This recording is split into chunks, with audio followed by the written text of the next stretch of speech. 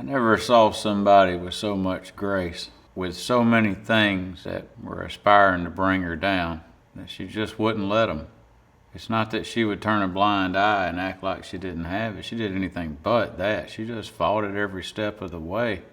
But I never saw somebody face death with so much grace before. She was hopeful through the whole process. She wasn't going to be a victim of pancreatic cancer. She was going to be a survivor. I'm Jamey Johnson. I got introduced to pancreatic cancer years ago when a friend of mine, Hank Cochran, was diagnosed with it. Soon after Hank passed away, a dear friend of mine, Nikki Mitchell, was diagnosed with the disease, and she also went a relatively long time as far as pancreatic cancer patients go. She went 31 months.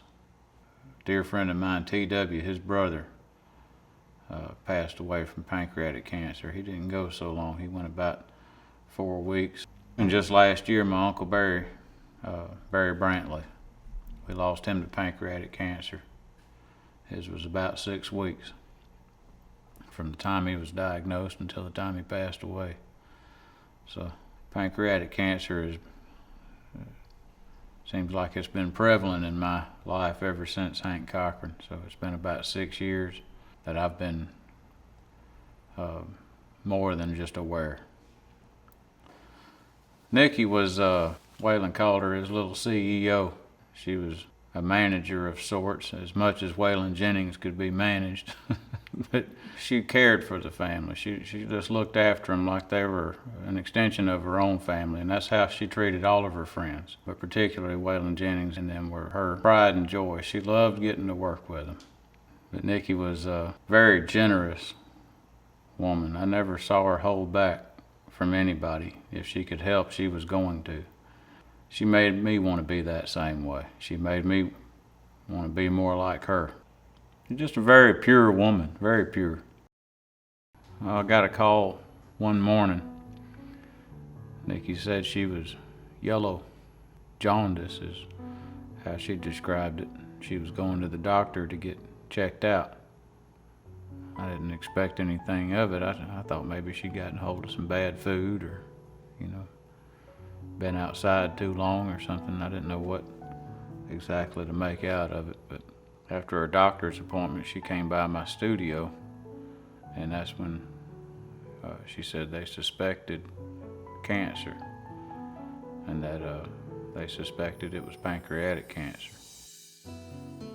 It gnaws at you, knowing that somebody you love is being targeted and being diminished, and there's nothing you can do about it. You find out how precious life is when somebody you love is on their way out. All day long, you're thinking, is there something else I can do? Is there maybe some other clinic we can reach out to? Is there some experimental drug we're not taking? Is there some magic dietary change we can make that's going to fix this or that's going to reverse these symptoms? And so there's a lot of false hope that leads to nowhere. The first time I heard of the Nikki Mitchell Foundation was in the last days of her life. That's when I heard that there would be a foundation named after her, and that she wanted me to help, and she wanted Jesse and Shooter to help, and she wanted Rhonda Miles to head up the foundation. And of course we all agreed that that's exactly what we would do. We didn't know what a foundation was or what they're supposed to do, but we knew we were going to have one, and we knew it was going to be a good one if it was named after Nikki. And that's where we started. The foundation is still a relatively young foundation. It's only been going for the past 3 years. What the foundation does today is provide gas cards so that families who need to travel to get procedures done or need to travel to get help, they're not faced with a huge gas bill on top of everything else. There is a budget to provide house cleaning, grocery getting, things that need to be done to help cancer survivors maybe make it another day. And that's what the foundation is doing right now.